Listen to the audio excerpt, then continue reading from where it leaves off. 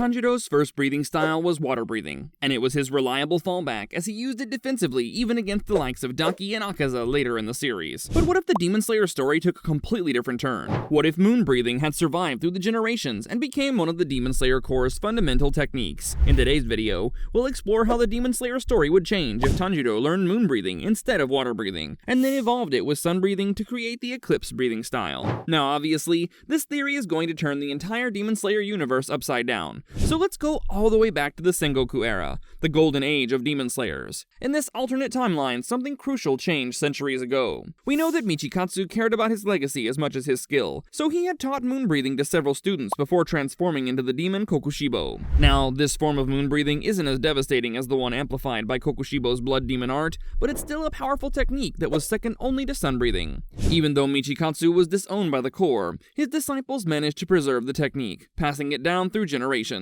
Moon breathing became revered as it was the best substitute for the lost art of sun breathing. The style was known for its elegant yet devastating crescent-shape attacks and the versatility of its 16 forms, the highest number among any breathing style. Fast forward to the present day, and moon breathing has found its way to Sakonji Urokodaki, the retired demon slayer living on Mount Sagiri. Where he would once have taught water breathing, Urokodaki now trains promising students in the ancient art of moon breathing. Tanjiro's journey begins the same way it did in the original story, with Muzan attacking the Kamado household and Nezuko being turned into a demon. Giyu still finds the two siblings as Tanjiro is trying to fight off Nezuko, and in this timeline he's actually the Moon Hashira of this generation of swordsmen. Giyu decides to spare Nezuko and sends Tanjiro to train with Urokodaki, who restrains Nezuko and puts her to sleep. Everything starts differently for Tanjiro, as Urokodaki doesn't teach the fluid, adaptable movements of water breathing. Instead, he introduces Tanjiro to the swift, powerful offensive strikes of moon breathing. The training is brutal, as Urokodaki explains that moon breathing combines quick movements with powerful crescent-shaped slashes,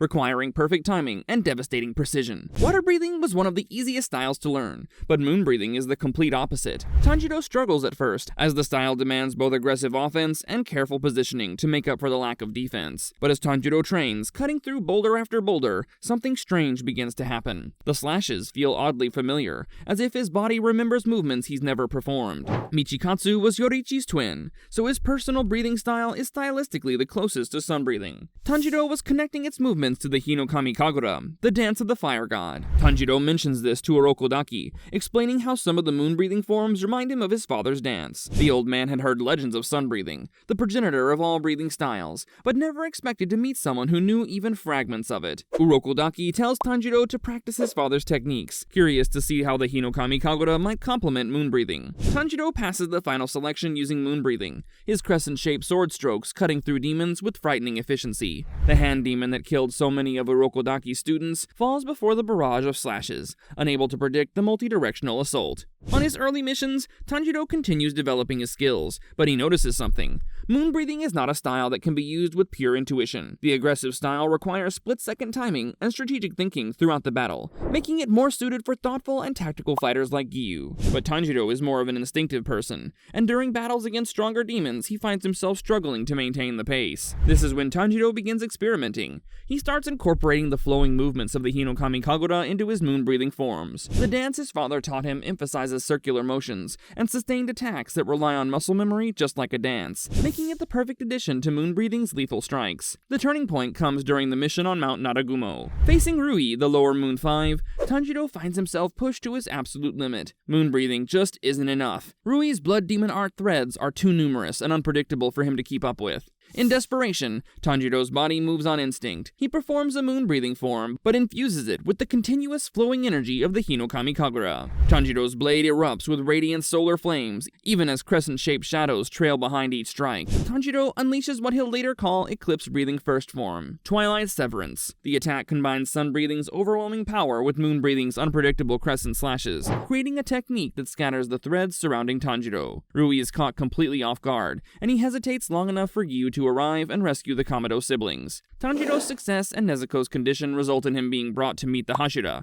but it also catches the attention of someone else, Muzan Kibutsuji. Through the eyes of his defeated lower moon, Muzan witnesses something he thought impossible. A demon slayer performing techniques merged with movements that resemble the sun breathing that nearly killed him centuries ago. Following the Hashira meeting, Giyu Tomioka, who also uses moon breathing in this timeline, is particularly intrigued by Tanjiro's hybrid approach and offers to train with him. Together, they develop Eclipse breathing breathing second form, Unison, a spinning slash that creates a horizontal radius of destruction and continues cutting even after the initial strike passes. On the Mugen train, Kyojuro Rengoku becomes fascinated by how Tanjiro's technique seems to embody both the aggressive energy of flame breathing and the precise, calculating nature of moon breathing. While the events of the Mugen train arc don't change because Tanjiro is still not strong enough to challenge Akaza, the Flame Hashira still directs Tanjiro to the Rengoku family archives to find more information on sun breathing. Tanjiro's eclipse breathing only begins to make a real difference in the Entertainment District arc. Remember how he had to switch back to water breathing to defend himself from Daki? This time, he doesn't need to alternate between styles, as eclipse breathing balances the best of both worlds. Similarly, Tanjiro doesn't strain his body as much as he did in the original timeline when he fought Gyutaro, meaning that Tanjiro is even more powerful when he awakens his Demon Slayer mark. Now the real question is whether Tanjiro would be able to save Tengen from permanent injury, but the range of Gyutaro's poison is just too difficult for eclipse breathing to deal with. This means that the only change heading into the Swordsmith village arc is that Tanjiro's breathing style is far more refined.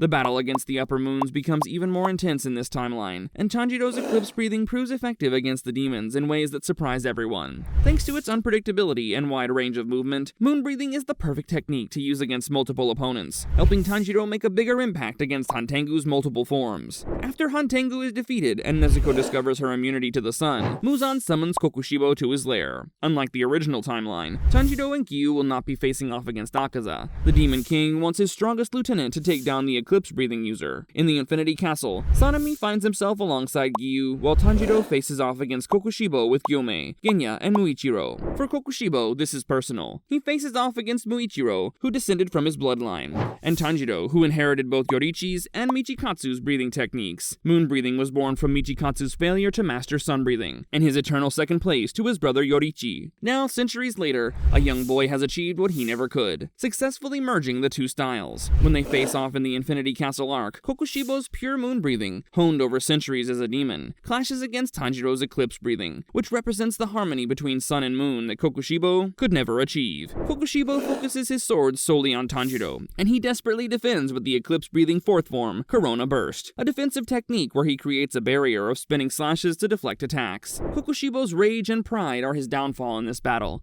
as he ignores Genya, who in turn manages to bite off the Upper Moon One's flesh. Kokushibo is restrained by Genya's blood demon art, and Gyomei finishes him off with his Kusarigama. In his final moments, Kokushibo is forced to acknowledge a painful truth. Tanjiro's hybrid style is more complete than his perfected moon breathing. With Kokushibo defeated and eclipse breathing fully mastered, Tanjiro stands ready for the final confrontation with Muzan Kibutsuji. This time, Muichiro lives to fight alongside the Core during the sunrise countdown, and they work in unison to wear down the Demon King. But here's the real question. Sun breathing was the key to taking down Muzan. So would eclipse breathing, an impure version of it, be enough? Tanjiro's technique isn't just an adaptation of sun breathing, but an evolution that takes the best of both sun breathing and moon breathing. When he unleashes the eclipse breathing ninth form, Celestial Revolution, on the Demon King, it's not just another technique. It's a combination of lethal strikes that target Muzan's vital organs, in the same style of Yorichi's final form of sun breathing. When the Demon King falls and the Core can finally rest, eclipse breathing stands as the final piece of the puzzle, the evolution that Demon Slayers needed to end Muzan once and for all. What do you think? Could Tanjiro actually surpass sun breathing with his new style? Let us know what you think in the comments down below.